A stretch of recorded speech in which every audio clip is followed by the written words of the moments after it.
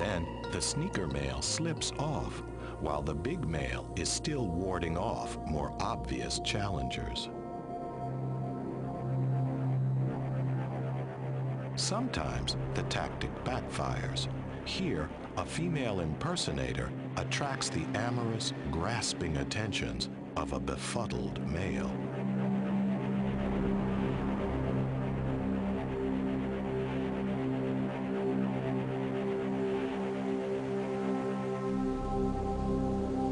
Perhaps the most familiar of the cephalopods is the octopus, and it's also among John's favorite subjects.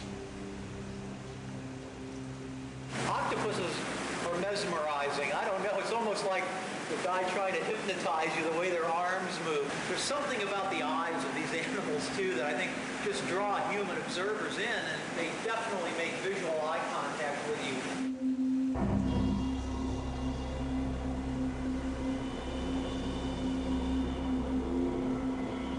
While on the prowl, the octopus makes the most remarkable eyes, and an unwary crab is marked for death.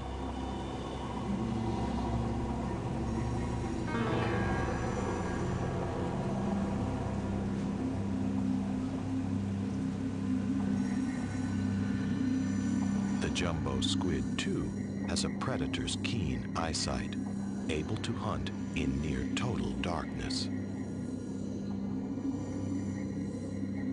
In the largest jumbo squid, the eyes can be more than twice as large as ours. But what exactly are they capable of seeing? Neither works, really. That's what Roger Hanlon hopes to find out. Gilly has brought a jumbo squid eye back from Santa Rosalia for Roger to dissect. Of the dozens of squid eyes the scientist has studied, none has been from a jumbo squid. Yeah, take a look at that. That is a beautiful lens, just like ours. A little bit larger, wouldn't you say? Go in here and... The size of the lens doesn't prepare Roger for what comes next. He opens the rest of the eyeball to get to the retina.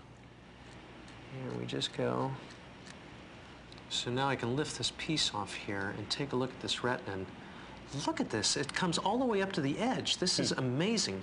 So everything you see here, this black, is retina. So there are hundreds of thousands, if not more, cells in here. It's really a huge hemisphere. I mean, there are very few animals that have a retina of those dimensions.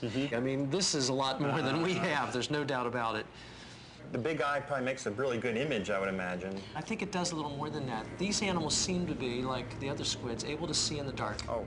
So the Humboldt out there in the open ocean is relying on these eyes to an extreme extent to carry out its daily activities of feeding and not being eaten, right? Yep. The jumbo squid's eyes may have another helpful feature. Roger has found evidence that they are sensitive to polarized light. Show me what you mean by this simple polarized detection of fish, or enhanced detection. Well, here's an idea of what we might see. If you take a look at this right here, this is what we or fishes or marine mammals would see because we don't see polarization. I see a vague outline here. Show me how polarizing can... Okay, here's a simple demonstration. You're a predator like a squid that can see polarized light.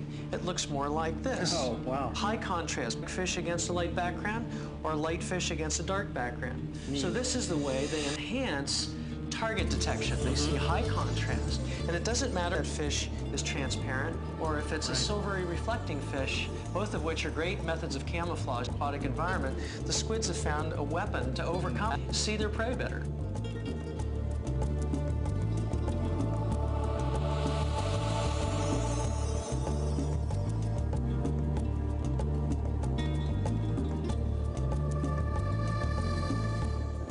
Equipped with such extraordinary vision, the Humboldt squid becomes an important predator wherever it travels. But where, Gilly would like to know, have they traveled now? 2 months after tagging almost 1,000 squid in Santa Rosalia, Mexico, red devils are showing up across the Gulf of California, near a place called Guaymas. One of his tags has been found, But he'll need more than one to prove that tagging is an effective way to track jumbo squid. So Gilly heads for Guaymas, offering a reward for any tags returned to him. This is each. For me? Hi, Bob. Hello, Gil. On this trip, Gilly has big plans. He's hooking up with Bob Cranston, the cameraman who has logged more time at depth with the jumbo squid than anyone on Earth. Because Gilly does not dive himself, Bob will serve as his eyes underwater so he can get a close look at the red devils in their own element. A little longer, dive a little deeper, get a little more trouble. The dive won't begin until nightfall, so Bob and Gilly can have a look around the area. Walk up here and talk to these fishermen. Yeah. They decide to get the locals' take on the squid, and it's not pretty. Lose people, every other year somebody dies.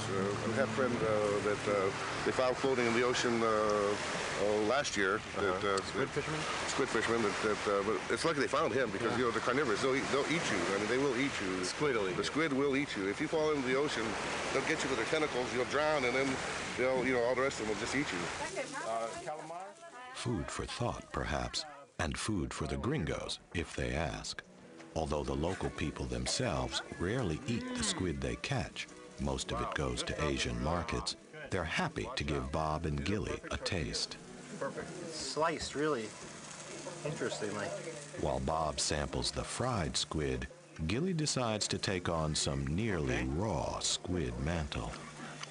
I'm having mine cooked, Bill. It's really good. Well, It's really nice. you're on your own there, pal.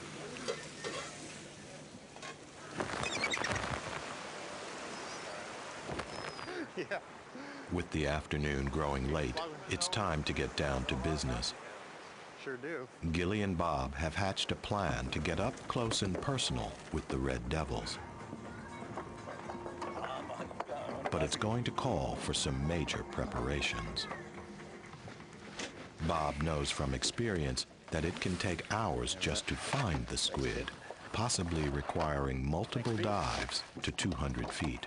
With traditional scuba equipment, he could run out of air before seeing a single red devil. Get ready for a night with the squid. So Bob will be using a rebreather for the dive. The rebreather will filter out dangerous carbon dioxide from his exhaled breaths and add oxygen. It will allow him to stay under longer and go deeper, but it has its disadvantages. With this rebreather, I can stay underwater up to 11 hours. It's pretty painful to stay underwater for 11 hours, and the maximum I want to stay underwater is about 4. The real danger is that you don't watch your gauges, you get excited about doing something, and your oxygen level goes down, down, down, and then all of a sudden you pass out because there's no warning of having too little oxygen. Your vision just goes cheat, cheat, and then you get black. They head out to where the pangueros have been having the most luck finding the jumbo squid. They'll wait till dusk when the squid rise from inaccessible depths of 600 plus feet to a barely accessible 200 feet. Tonight, Gilly and Bob are going to try an experiment, filming the squid using red light. Red is camouflage underwater, so we're trying to add some red, but still have something we can film with. Like many deep-dwelling creatures, Humboldt squid aren't very sensitive to red light, the first part of the spectrum to disappear in the ocean. So Bob will be using red lights and red equipment in the hopes that he'll be less intrusive to the squid, allowing him to get more natural behavior up close. I'm going to be a red devil down there. He might never come back. You're going to join them. I'm not worried about the squid hurting. I'm worried about the squid putting up a situation like pulling your mask off or pulling a rebreather hose off or something like that. That would be a really bad situation. Here we go.